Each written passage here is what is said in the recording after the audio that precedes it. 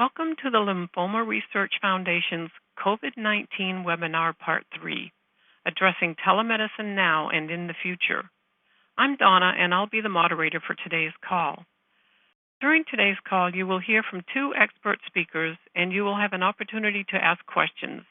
If you have questions during today's presentation, you can ask them at any time in the Q&A box on the webinar.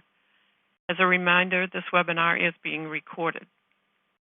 At the end of the program, a link will appear on your screen. Please follow the link to complete an evaluation of this program and gain certification of attendance. If you are listening by phone, this link will be sent to your email at the end of the webinar. And now I am pleased to introduce Jessie Brown. Jessie Brown is the Associate Director of Patient Education at the Lymphoma Research Foundation. Welcome, Jessie. Thank you. And thank you to each of you for taking the time to join us on today's COVID-19 webinar, Part 3, Addressing Telemedicine Now and in the Future. We'd like to thank our sponsors of this webinar, BeiGene and Mallinckrodt. We have callers from 43 states across the U.S., as well as patients and caregivers from 11 countries around the world. Access to expert disease information is so important, and we are thrilled to be able to bring you this educational program. We have a wonderful program planned for you today, and I'm honored to introduce you to Dr. Amit Doshi. Dr. Doshi is a hospitalist with Health Partners, where he has been managing the growing hospitalist telemedicine program for over 2 years. Thank you so much, Dr. Doshi, for speaking on our webinar today. I'll now turn the talk over to you. Thank you, Jessie. And thank you, everyone, for taking the time out to be here for this talk as well. So just to expand a little bit of my introduction, I work for an organization called Health Partners, which is based in Minnesota and Wisconsin. And we have had a telemedicine program over the last 3 years. Actually, we just celebrated our third anniversary. But I think as a lot of you in your organization have experienced, it's increased a lot in the setting of the COVID-19 pandemic. And so I'm going to talk a little bit about telehealth, telemedicine, and the basic setup of how to build an operation. And I want to backtrack from the term telemedicine to first ask, what is telehealth? And telehealth is kind of a catch-all term. It basically describes the most broadest aspect of using virtual tools to be able to evaluate, manage, and diagnose patients. And what I find to be the most helpful with is that no matter where our patients are located, we're able to expand the care that they need to where they are.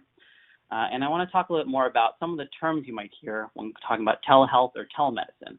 And we already broached telehealth as one of those catch-all broadest terms. But down to telemedicine, which is what our programs are more structured around, is really where we talk about actually providing clinical patient care.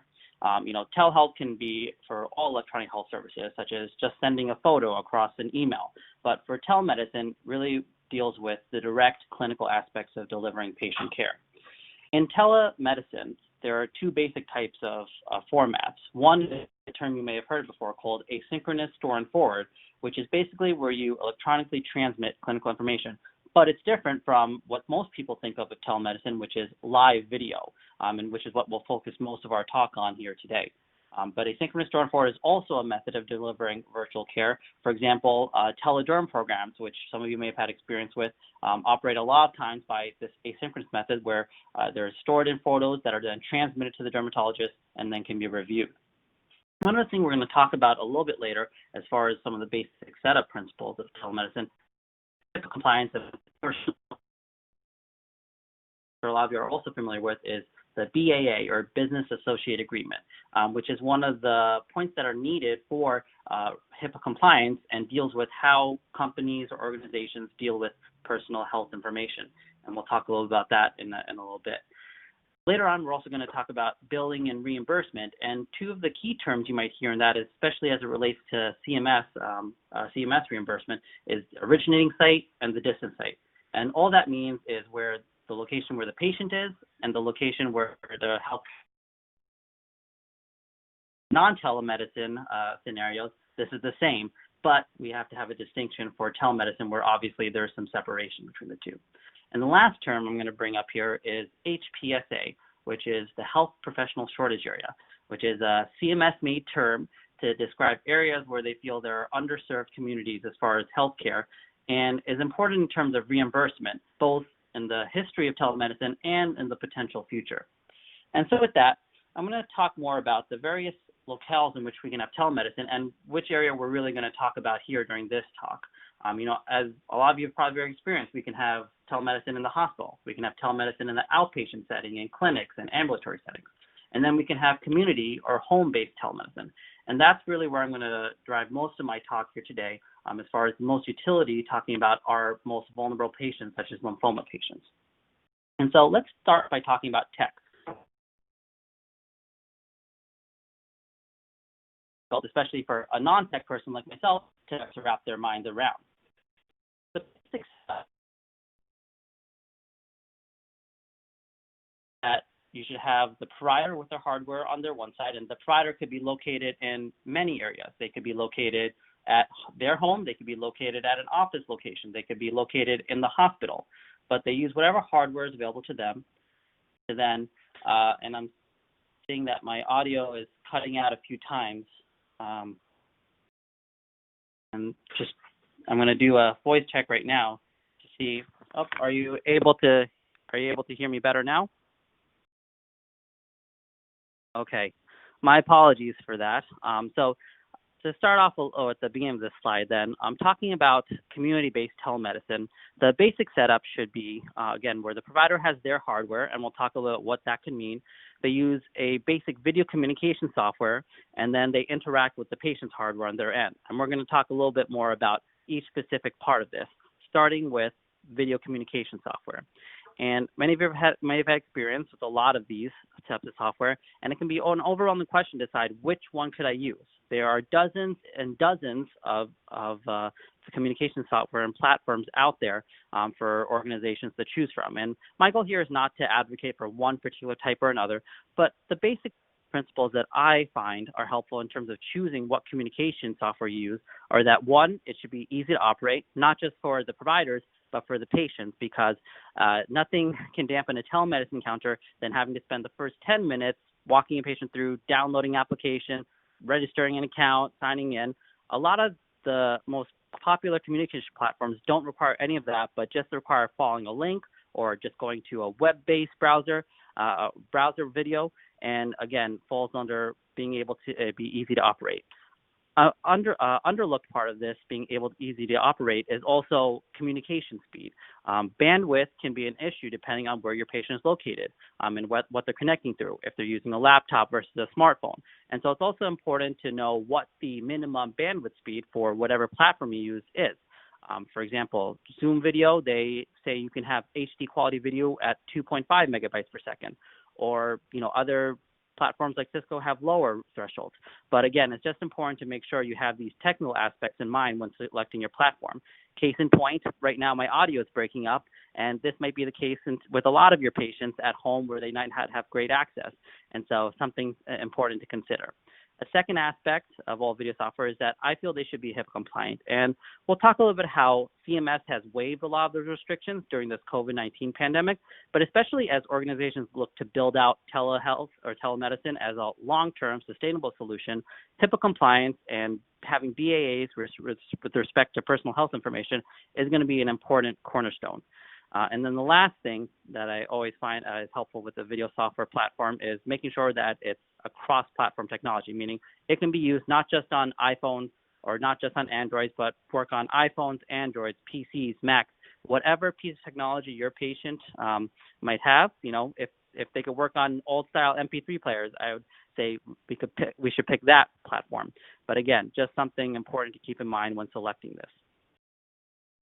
I mentioned before about how CMS has waived a lot of restrictions, especially when it comes to HIPAA compliance. And this has been in effect since about late March, when they basically put in what's called a good faith provision, which waived a lot of the previous restrictions for telemedicine, including the need for HIPAA compliance. Now, we're not sure necessarily how long duration of these waivers might be.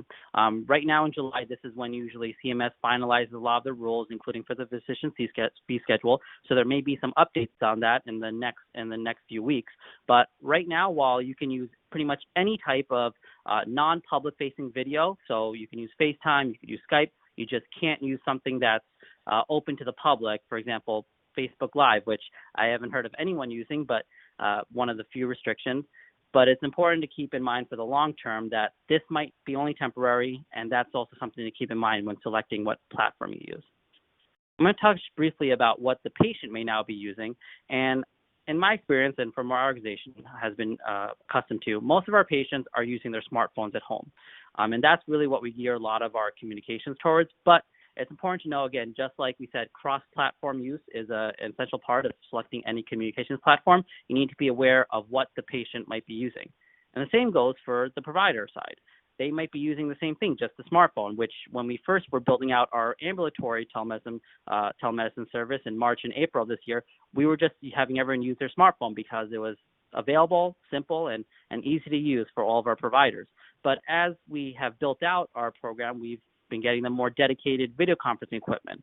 We've been having more and more robust laptop software.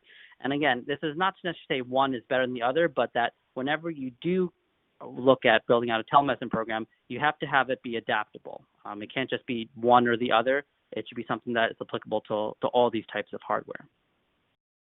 I want to touch briefly about documentation here, and the reason it's going to be brief is because there really hasn't been any dedicated language from CMS or any of the major payers as far as what is absolutely required. What I recommend is that for every organization, you should be talking with your compliance team very closely. That's what we did at Health Partners, and you should be really including things like the appropriateness of telemedicine for this type of visit, which during this current pandemic has been pretty simple. You just include language about the nature of the COVID-19 pandemic. Other things that we have been including have been the location of the patient, the location of the provider, start and end times of the video encounter. That also goes into billing requirements as far as if you're billing on time versus medical decision making and all those aspects. But again, it's something that there aren't any strict requirements that are laid out by CMS. Also, again, in the next few weeks, as they finalize some of the rules for the next year, that might change. And then the last part that I'm going to talk about is billing and reimbursement, which even if it's not as important to us as clinical providers, I certainly know our program managers are very interested in as well. Now, I want to bring up the scenario of what it looked like before the COVID-19 pandemic, which unfortunately was a lot more restrictive than it fortunately has been now as CMS has recognized the utility of telemedicine. We mentioned before the HPSA, or Health Professional Shortage area, and that was basically the only areas in which telemedicine services would be covered under CMS. And what CMS usually put out, most private payers would follow. And this basically represents areas that, according to the U.S. Census, or according to certain metrics of, markers of things like Native American population or patients who don't have access to a hospital within 25 miles of themselves. Those are these areas, mostly in rural areas, that were considered appropriate for telemedicine reimbursement. And a lot of our usual codes, the new the new patient visit codes or the established patient visit codes were covered, but not necessarily for primary care. Again, if you were a specialist like oncology, then they would be covered. But again, there were more and more restrictions depending on what CMS put out. The other big restriction that limited a lot was that patients had to travel to an originating site, which was defined only, the approved sites were only things like hospitals, clinics, or other ambulatory centers, meaning home was not considered an appropriate originating site. So again, you can imagine that the winnowing of patients in this regard was very small as far as who would be appropriate for outpatient telemedicine services. However, fortunately, with the HR 6074, the Coronavirus Preparedness and Response Supplemental Appropriations Act, which was finalized, I believe, on March 6th of this year, it removed pretty much all of these restrictions, allowed patients to stay at home and receive telemedicine through that regard, allowed not just interactive video, but also would allow some types of asynchronous store and forward virtual care.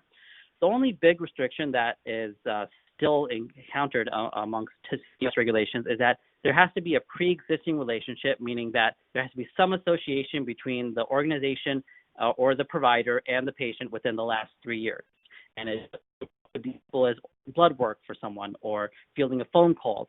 They don't define any strict requirements for the pre-existing relationship, but there has to be some pre-existing relationship for that. And then a couple other things to kind of factor in as far as when you're thinking about billing and reimbursement.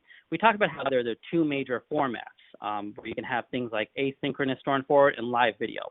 And that latter one, the live video, again, is going to be the most dominant form of telemedicine, at least in our experience. And that falls under what Medicare current terms an actual telehealth visit. And we can use our usual codes, 99201 for a new outpatient visit, or you can use specific types of telemedicine G codes. And I won't go through the whole list here, but there are, again, ones that can be designated for each type of patient encounter. And then we'll talk in the next slide about billing modifiers. But I wanted to bring up the other type of visit that Medicare allows, which is what's called a virtual check-in. And these aren't intended to be full patient encounters. These are intended to be just brief visits. Can be done through phone, could be done through live video if you wanted, but it can also be through asynchronous form forward, like transmitting photos or videos or emails even. And again, these are not intended to be full encounters, and you'll find that the reimbursement for these are pretty small as well, but again, allows us to do certain things like following up lab work, but still allow some reimbursement for that very necessary type of care. And the thing I'll always bring up is that if you have any questions about what you should be billing under, what codes you should be using, or which type of visit you should be doing, it's always important to ask your payer because, again, while a lot of the CMS regulations are followed universally, it's something that we never 100% say is certain. And if you have any questions at all, always ask your payer. And then we talk a little about modifiers and codes. So for the telehealth visit, the most common telemedicine modifier code is going to be what's called a GT code. And that's good because it's a universal one. You'll find other modifier codes like the 95 modifier or the place of service 02, but those two are much less commonly used because the 95 modifier code is only applicable to certain types of services under what's called Appendix P of the CMS guidelines. And again, doesn't cover things like nursing facility care, and so it's just a lot less applicable or a lot less useful than the GT modifier code. And then with our current waiver restrictions, the last code, the place of service 02, isn't really needed anymore. If they reverse these waivers, then that is something we might need to keep in mind. But for right now, if you use the GT modifier, then you're pretty much covered under any of the commonly used HCP/CS codes. And the other thing I'll mention here is if you use a G code, telehealth codes that start with a G, you don't need a modifier, but for all others, you do need this. And then for a virtual check-in, there are basically just two types of codes, one for the asynchronous store and forward that we mentioned, and then the other for just brief communication. And again, that can be done even through just phone calls, according to CMS, and they do not need modifiers. And so with that, we talked about we'll address questions both in the chat box and then at the end of the presentation. But I'm going to turn it over to Jesse to continue the talk. And thank you for everyone again for your time.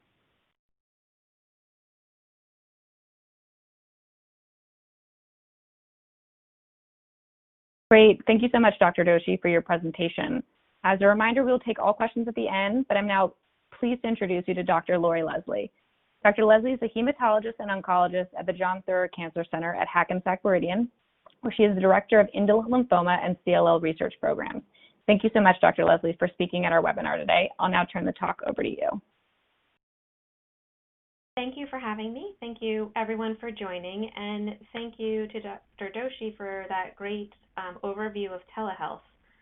Not only have we had to learn everything about COVID-19 in these past few months, but we had to learn a whole new system here that's complex, as he highlighted very nicely. So I'm going to focus more on the clinical side of things, lymphoma, CLL, and telemedicine.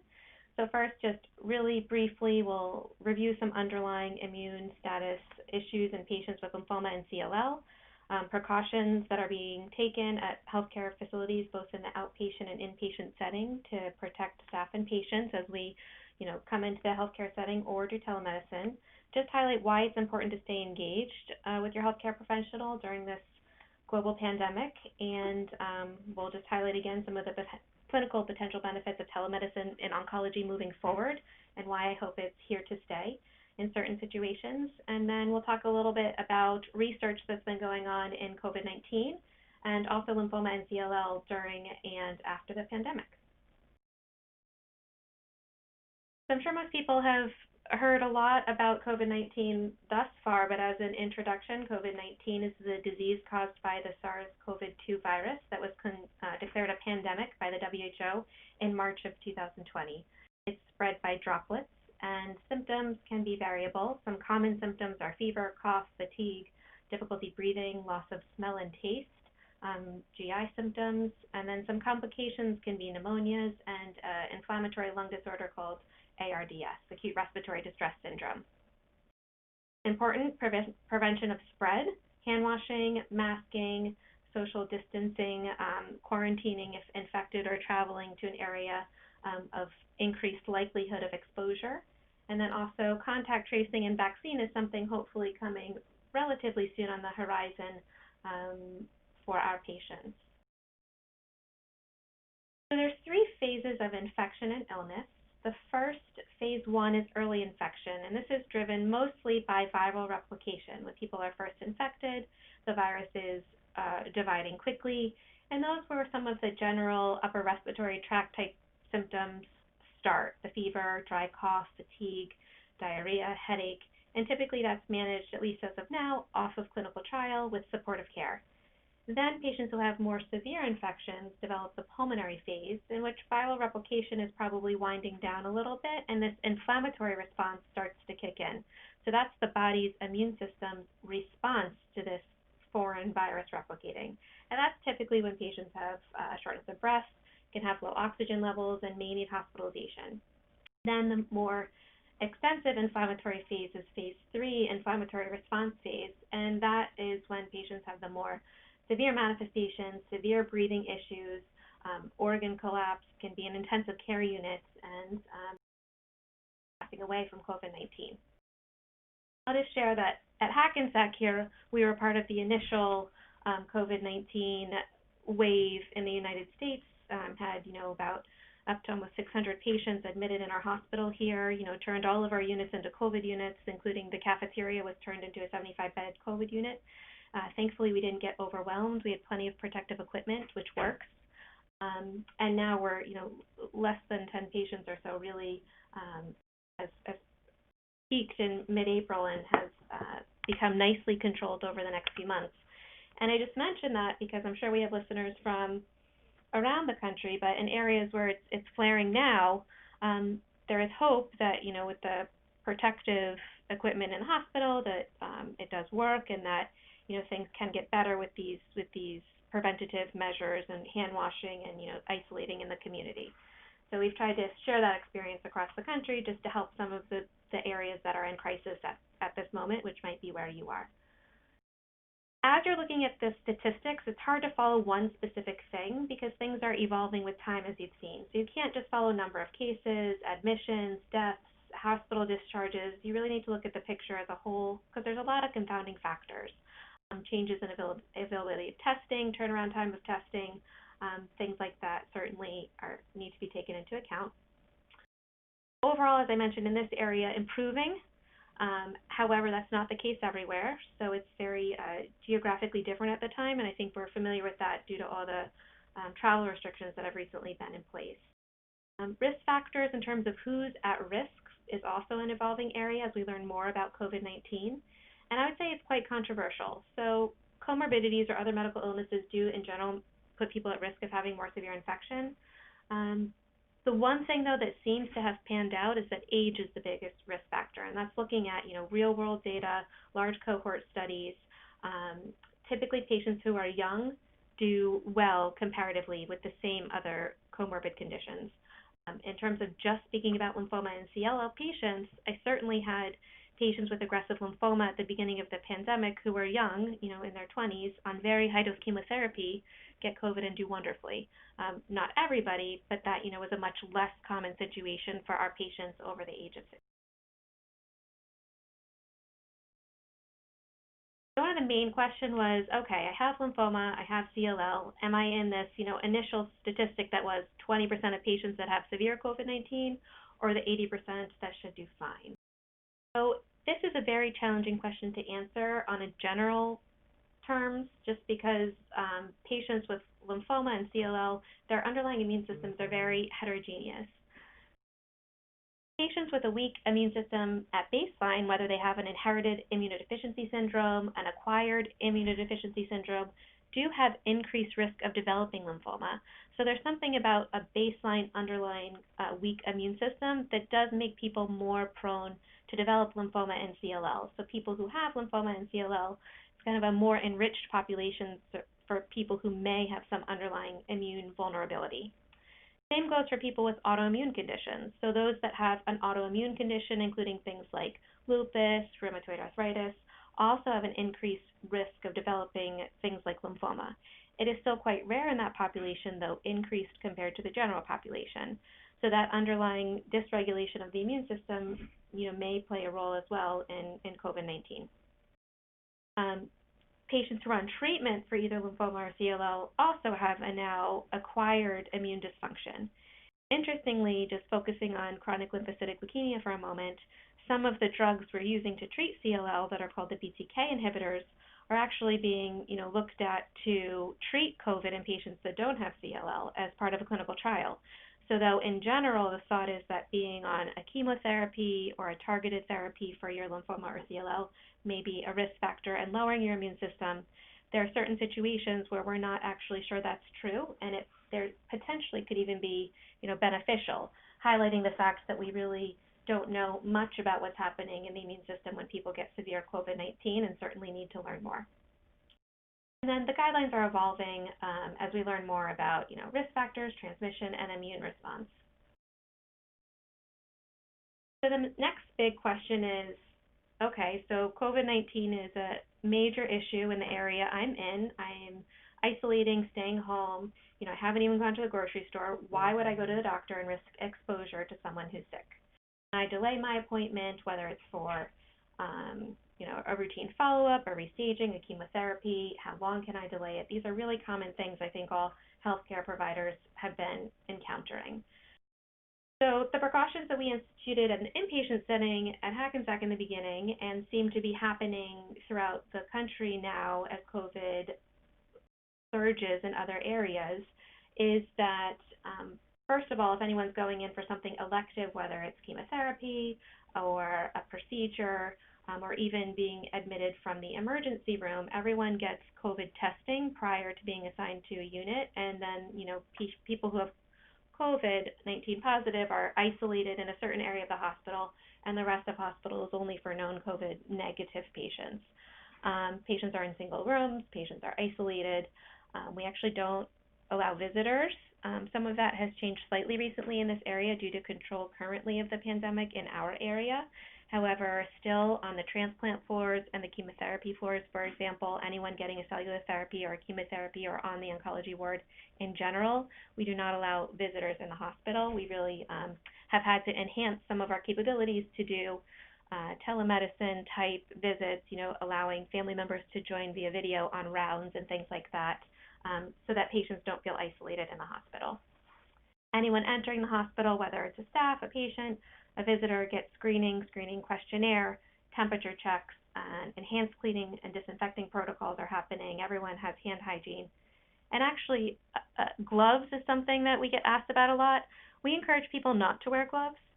Actually, gloves tend to give people almost a false sense of security, in my opinion, and many of the people I work with opinion, because they could touch something, the gloves are then contaminated, and then maybe touch the face or the mask and not realize. If you're using your hand and doing frequent hand hygiene, we prefer that over gloves. Similar things are happening in the outpatient setting. So again, universal masking, hand hygiene, everyone's screened the day before. If there's any concern for a COVID-19 symptom or exposure, either the night before or when the patient comes in, they're isolated in a certain area that's only for, rule out COVID-19. Visitors are very limited. No one's allowed in the treatment rooms. One visitor is allowed in the consultation room with the physician, particularly if you're talking about a new treatment plan or a new diagnosis. Otherwise, we invite family members in virtually to join us. Social distancing is practiced in any waiting area. Elevators are really one at a time. And again, enhanced cleaning. Why are all these things in place? So even though COVID-19 surged early at our cancer center, it's very important for lymphoma patients, oncology patients, really everyone to stay engaged with healthcare providers. So our cancer center here, even though we were a hotspot very early on, managed to stay open safely during the entire pandemic. The reason is we really are encouraging patients not to ignore signs and symptoms because that can lead to more severe presentations later on. So this is called the distraction effect. So people are distracted by their fear of being exposed to COVID-19, are not coming in for evaluation when they would otherwise, and then whatever it is, whether it's a breast mass or in our case, lymphoma developing, waiting that month, 2 months, whatever it is to come in, patients can have a much more severe presentation. And early on, they looked at some of the numbers, at least in breast and GYN cancers, and specifically in about 300,000 cases were probably missed in the early pandemic due to the fact that screening procedures were closed, and this could have led to someone potentially missing their window for cure. So we really made it a priority to adjust and make things safe as quickly as possible, as is happening now throughout the country, mostly to avoid this distraction effect and stage migration. Telemedicine has been key to be able to do this. So, having patients first have a telemedicine visit, assess their symptoms, maybe get the labs drawn either in their home or somewhere locally, and explaining some of these safety procedures so that they can come in to get whatever is needed, whether that's a treatment or an in-person evaluation. Oncology is great for telemedicine because you need to be in contact with your patients, frequently, but also is limited because, particularly with lymphoma patients, that lymph node exam is a critical part of your care, and it's challenging to do with a telemedicine visit. Routine procedures were on hold for a while, then reopened with precautions, so that's another thing just to take into account in your local area. Now that they're reopened, if they are, things like colonoscopy screening, mammogram with biopsy are important to get reestablished with that routine healthcare maintenance because you don't want to miss a problem that might have been brewing during this pandemic and end up with a more severe problem later on due to that. And then not only is it important for oncology patients, but really everyone. So encourage your family, your friends, everyone to engage with their healthcare provider, whether that's primary, routine screening, particularly in times when the pandemic seems to be calmer. So for example, right now, things are under control in our area in Hackensack. I've really been encouraging everyone to do their routine visits in case we do see another flare later on. So that just to focus a little more on telemedicine, a lot of potential benefits and also some limitations in oncology. So to be a little more specific, where do I see telemedicine in the future? I do hope that it remains available for oncology for a variety of reasons. Maybe it facilitates second opinions for someone who lives far away, is willing to travel a few states away for maybe a clinical trial option or some unique opportunity. But prior to making them travel, you could do maybe a telemedicine visit to do that initial screening and say, yes, this seems to be a realistic option. It's worth your time to come here versus choosing maybe another place, different opportunity. Again, you can engage more members of the support network. So I've really enjoyed doing telemedicine with my patients in their homes. Their cat walks by in the background. I meet their sister or someone I've never met before. They can come in even from their own homes, and we can do a multi-home telemedicine type visit. So I've found that I've learned actually a lot more about my patients during this due to the availability of telemedicine. And then also less travel, a little more flexible. So some of the patients who are working, for example, have enjoyed the opportunity to do telemedicine either beginning of their day, end of their day, while they're at work on a break. It makes it a little more flexible to engage with your healthcare providers. Limitations, as I mentioned, physical exam is limited. As we heard earlier, access to technology is not universal, and comfort with technology is not universal. All of these platforms are not necessarily easy to use. So, there's a variety of different types, but you do need someone who's comfortable with the technology to be able to engage in at least a video telemedicine visit.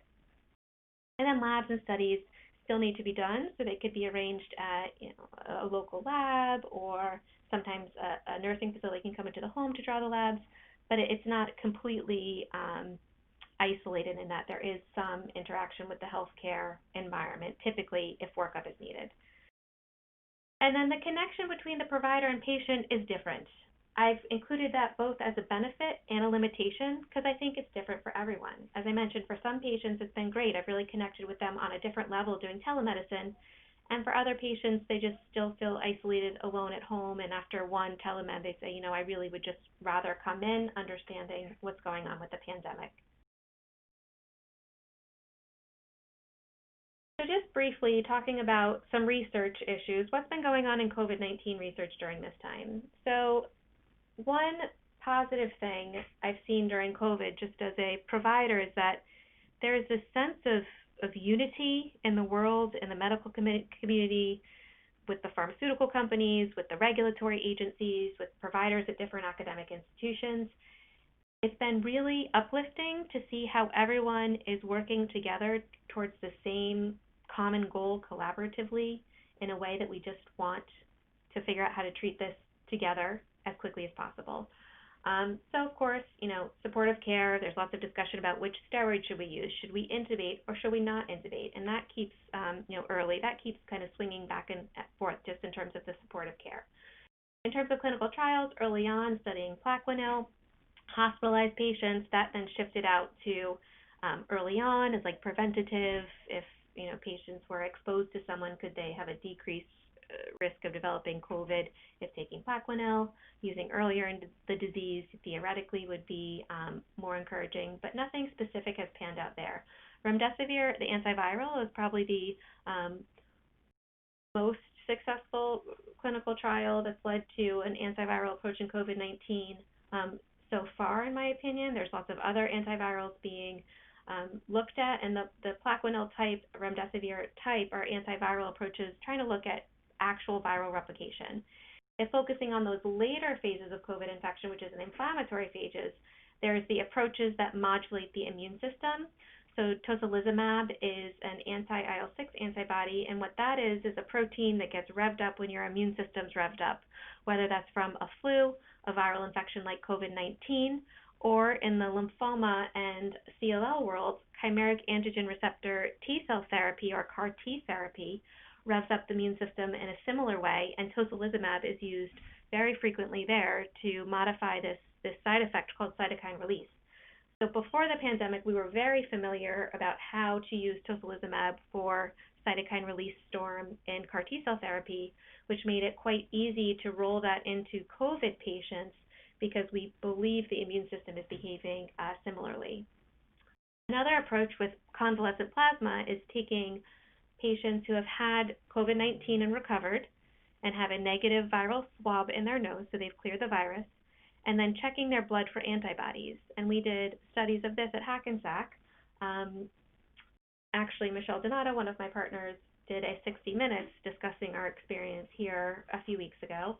And that's a successful approach in viral infections going back many years historically. And so basically you're taking the immunity of someone who's recovered and giving it to those who are severely ill. We saw some very nice responses. There's ongoing clinical trials of convalescent plasma here and at many places throughout the country, looking at it at different phases of the disease, and particularly patients who are at increased risk, like immunosuppressed patients with lymphoma or CLL, early in the course of COVID-19. So if you give them someone else's antibodies because maybe they can't make their own, can you change their course to a less severe COVID-19 risk? And as I mentioned earlier, there are some small molecular inhibitors, including Bruton tyrosine kinase inhibitors used in CLL, that are being looked at in COVID-19. And something about those drugs actually decrease the inflammatory response in the lungs. They inhibit macrophage response, so that's being looked at similarly to JAK inhibitors. And then there's other cellular therapies when you're trying to basically elicit an immune response to COVID-19, and those are a little earlier in the development. And then a lot of outcomes research, studies coming out all the time looking at international collaborations. For example, Anthony Mato at Sloan Kettering led an international collaboration. We participated at Hackensack looking at patients with CLL across the world and how they do with COVID-19 infection. That just came out earlier this week in Blood. So enough about COVID-19 research. What's been going on with lymphoma and CLL research? I'm on a protocol. Can I continue it? Is research continuing? Has everything stopped due to this pandemic? And the answer is we've continued our studies throughout with some mild modifications. And this is pretty universal with speaking with my friends at other institutions. So at the John Theurer Cancer Center here, for example, all cellular therapy continued. So those are our CAR T-cell therapies, our auto transplants, our allo transplants, all of those continued. All of our clinical trials for aggressive lymphomas also continued with business as usual, because those patients can't wait. People who have fast-growing lymphoma, we don't want them to wait a few weeks or a month to enroll in their clinical trial and get the best treatment. They need to proceed immediately. For some of the slower-growing indolent lymphomas, they did temporarily pause a few of the studies to kind of shift the resources, and also because in general, patients with indolent lymphomas can wait a few weeks or even a month or 2 months and sometimes to get started on their treatment. The last thing we wanted to do was to jump into treatment early in the pandemic when we weren't sure what was going on with COVID. Now that things have slowed down and are very controlled and we're very comfortable proceeding, about 2 months ago, all of those studies have reopened, and treatment of indolent lymphoma is the same, in my opinion, as it was pre-pandemic. And then outcomes research, of course, has been ongoing as well. The other thing that's made this possible to continue lymphoma and CLL research is that the sponsors and pharmaceutical companies have been very flexible. So they've, usually on a clinical trial, you have a very specific schedule of when you need to come in. The medications typically are dispensed from the cancer center and aren't, don't go directly to your home. All of that has become a little more flexible in a convenience way from the sponsors, and that's allowed us to limit visits only to those when it's really necessary to examine or give the patient, an intravenous treatment at the actual center. Moving forward, we're all trying to figure out what this new normal will be. Of course, hand washing, masking are here to stay. I certainly hope telemedicine is here to stay because it's helped us continue to treat our lymphoma and CLL patients and advance the field of research throughout this pandemic. And eventually, a vaccine. This also is a rapidly evolving field. There's been some data published recently about an early phase 1 experience. I think, at least a few months away, if not longer, from actually having a realistic vaccine identified. And when available, it's very important to discuss with your provider your individual case about getting the vaccine. In general, our patients with lymphoma and CLL, I plan to recommend my patients most likely to get the vaccine, assuming it's not a live vaccine. If the vaccine's a live vaccine, we do have to be cautious with immunocompromised patients. However, it does not seem that that's the type of vaccine that will be developed in this situation. But it is very important to speak with your individual provider if there's any nuances to your specific situation that would change that recommendation. So that's the end of the presentation. In summary, patients with lymphoma and CLL have several types of potential immune dysfunction, and this may or may not affect your chances of getting severe COVID-19 if exposed. Progress in the research fields of COVID-19 and lymphoma as well as CLL have continued to progress in this challenging time, and it is really critical to stay engaged with your healthcare providers, which thankfully telemedicine as well as the safety precautions have allowed us to continue to do, and not only for our patients but also for family members. Just stay involved with the healthcare system. And I think that is the end for me, so I'll hand it back to LRF. Great. Thank you so much, Dr. Leslie. Just before we open the program up to questions, feel free to submit them in the Q&A box on your screen while I'm going through this.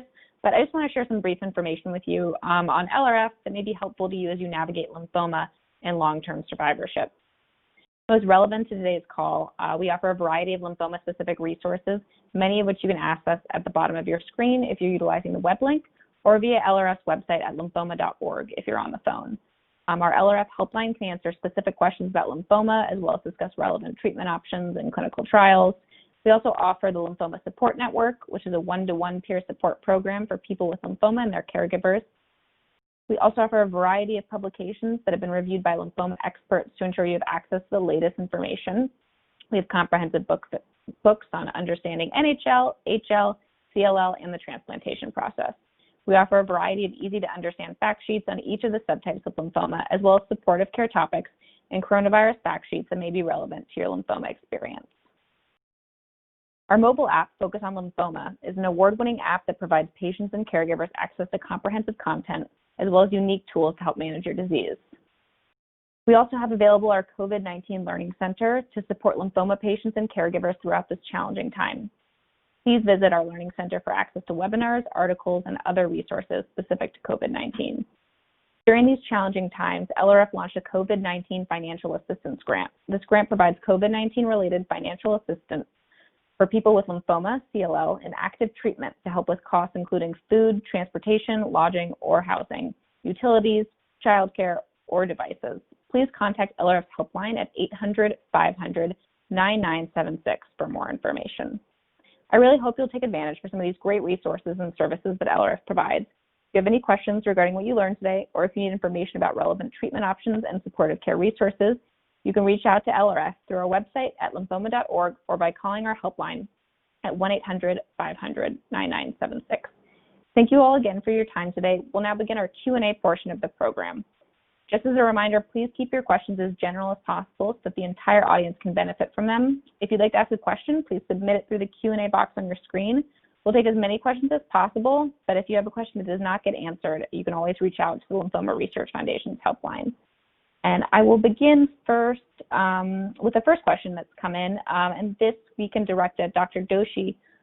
What should patients do to prepare for virtual visits from a technological side? What steps should they take ahead of time?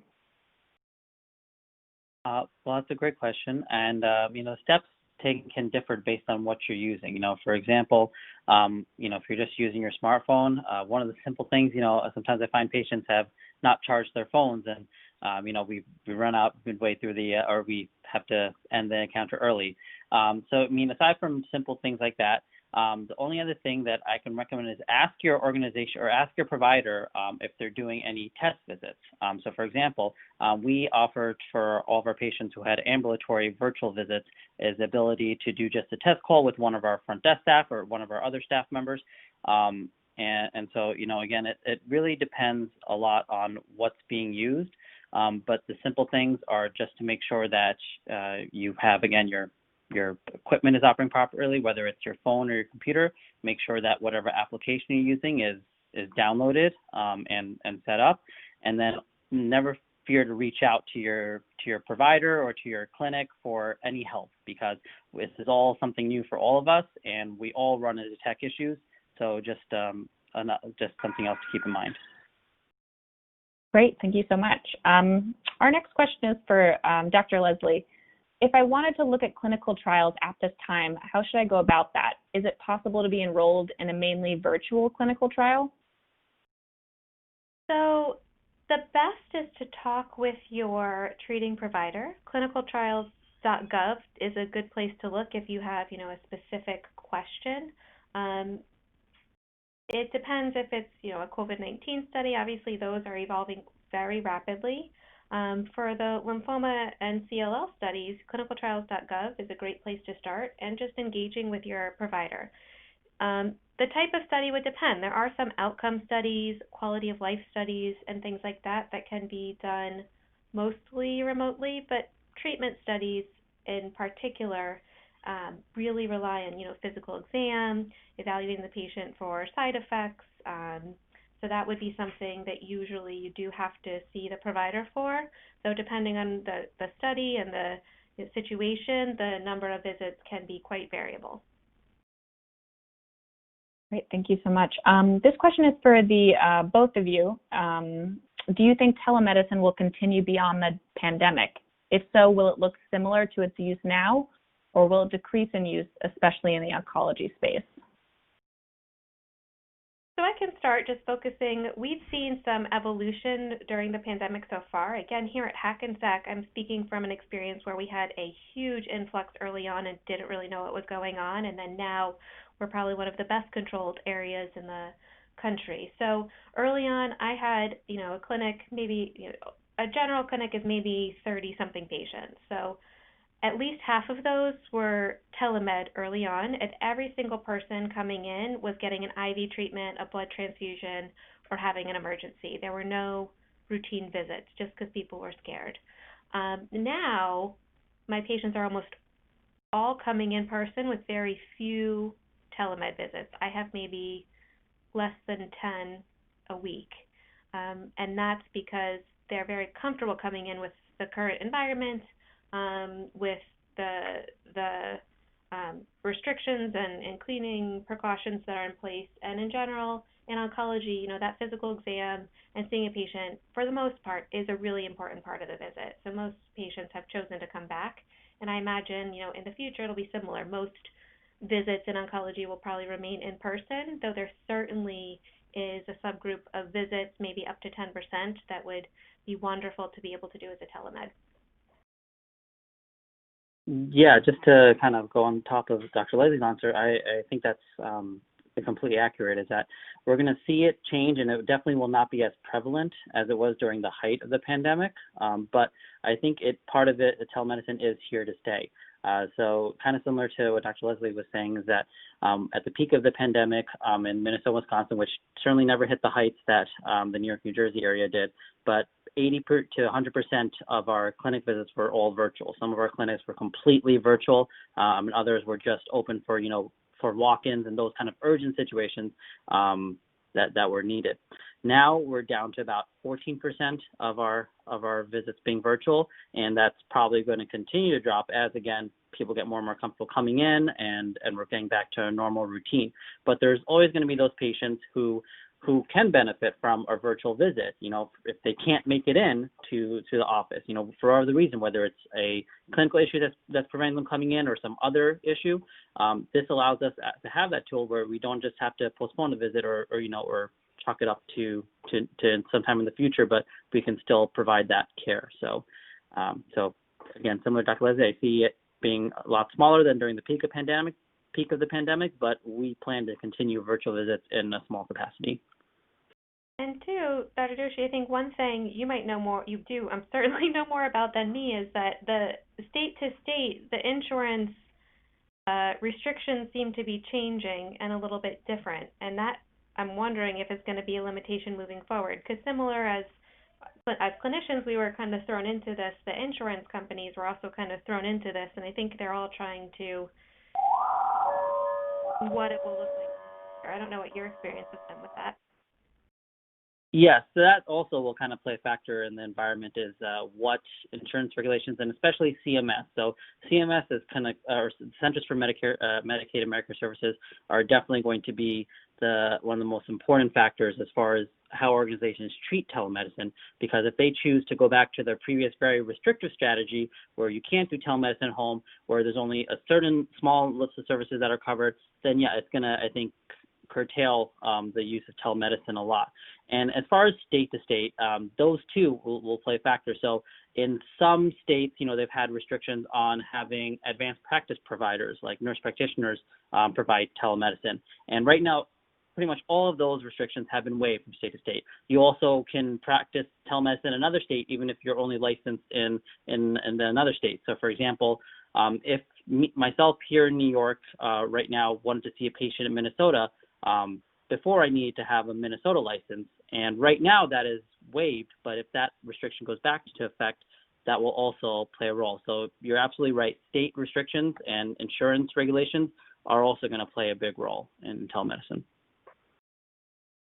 One more question. I know these questions, this isn't my question answer time, but I was just going to say something I hear a lot too is like, what can patients and providers do to help encourage maybe payers to allow this to continue in the future and like work together? Any ideas that you have?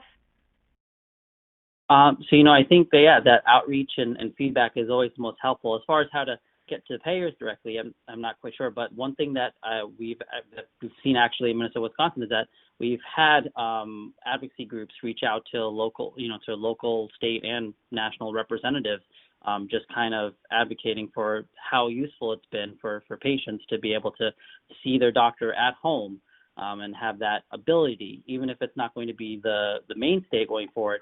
It hasn't been.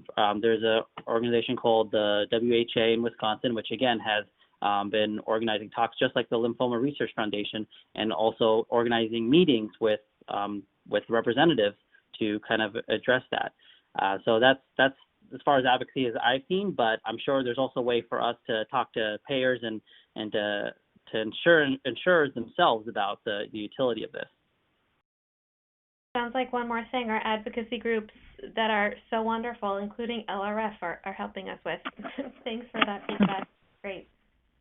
Absolutely. Yeah, definitely. And just I have actually a brief follow-up question from someone, Dr. Doshi, just while you're on the topic. Is there anything that patients should ask their doctor or health insurance company about billing? Are there any new elements they should be aware of in regard to telemedicine appointments? Yeah, so I would definitely talk to payers specifically about whether they have a, first of all, preferred telemedicine platform before we even get to billing. So, for example, like Blue Cross Blue Shield recommends that they have their own type of video telemedicine video platform, and provide, again, of course, much better coverage if you use that to provide your telemedicine services. And then as far as specific billing questions, yep, you should be asking them, do they cover the regular outpatient visits, the new patient and established patient? And if so, do they require any of the particular modifiers, and what documentation? Because again, we've talked a lot with our compliance department to try to address anything any insurer might require, and we may have gone above board because we include things like the location where the patient and the provider is, the start and end times for the encounter, a lot of language in our documentation. But I think it's important for you to talk to your insurer about, again, number one, is there a particular platform they recommend, which again might help in terms of preventing a lot of out-of-pocket costs. And then two, if you're a provider, is talking to insurers about what they need, what you need to do on your end for documentation to make sure that you're going to that the service will be covered for both you and your patient. Great, thank you so much. Dr. Leslie, just to go back to something about COVID symptoms, if someone has COVID symptoms, should they try and get plasma as soon as possible? So in certain situations, I think that would be a very appealing approach. So the vast majority of people, do make their own antibodies, and that potentially wouldn't be helpful. However, we studied first, at least to experience here, I can speak of more specifically, first looking at, hospitalized patients with more severe disease. Now we're starting clinical trials looking at, within the first 4 days of symptoms, if someone who has one risk factor, which is certain, comorbidities, certainly cancer like lymphoma, giving convalescent plasma early in the course of disease. So if that was something available to our patients with lymphoma and CLL and they seem eligible, I would be I'm very encouraged to have people treated with plasma earlier in the disease. I think it's a well-established concept in this space, and the data, at least I've seen so far on this topic in COVID, has been encouraging. I mean, it's not a fix for everything, of course, but I think it's a very valuable tool. Great, thank you. And Dr. Leslie, can you provide reference to the international study done on CLL patients who have contracted COVID-19? Yes. So the reference that was published just on, was that Monday, the 20th, in Blood. And the article is entitled COVID-19 and CLL. I can give you the specific title in a moment if you would like. And then in terms of the vaccine study I mentioned, the phase 1, that was published also within the past 2 weeks on July 14th, I believe, in the New England Journal of Medicine. And so those were 2 recent publications. So yes, the reference for the COVID-19 study in CLL is Outcomes of COVID-19 in Patients with CLL, a Multi-Center International Experience is the title, and that was published July 20th in Blood.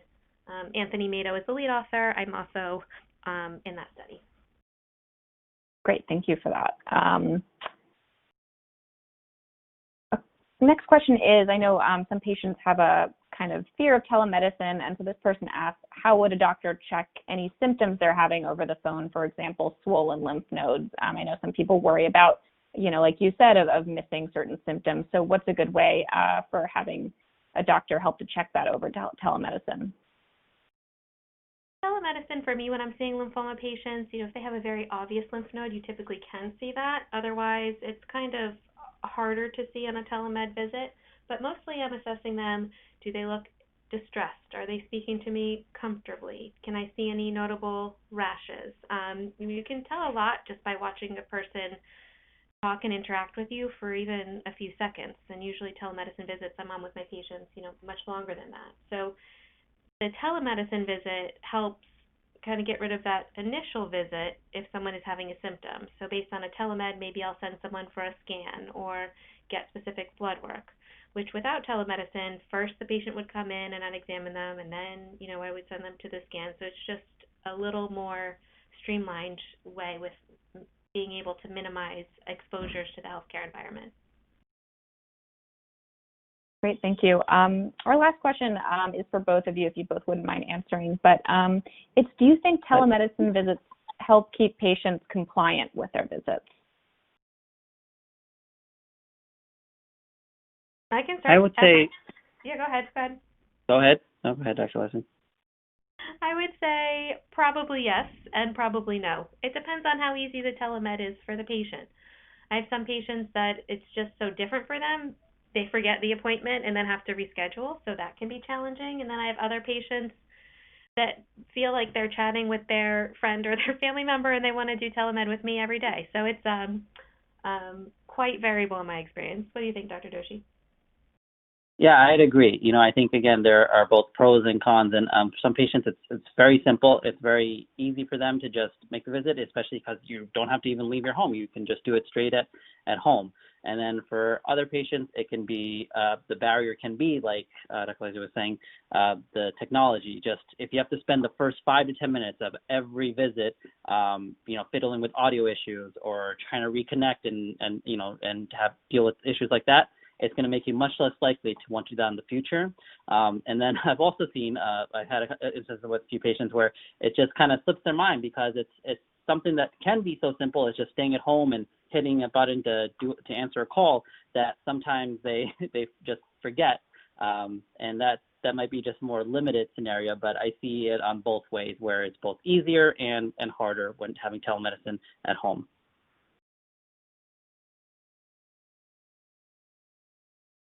Great, thank you both so much. I'm now going to turn it over to the moderator to close our program for today. We really appreciate both of you being on and giving us all this information. It's been great. Thank you again to each of you for joining us on today's call, and we hope you found the information both informative and also hopeful. We'd also like to thank our sponsor again for making this program possible, BeiGene and Mallinckrodt. Please remember, if you have any additional questions or would like to be connected with someone else who has been impacted by lymphoma, you can reach out to the LRF Helpline at 800-500-9976. Also, at the conclusion of this program, you will receive an email prompting you to complete a program evaluation. I would ask that you please take a few moments to complete this brief evaluation, as these are important for helping LRF to ensure they deliver the most useful and meaningful programming to you. And with that, I would like to thank you all again for joining us, and have a wonderful day.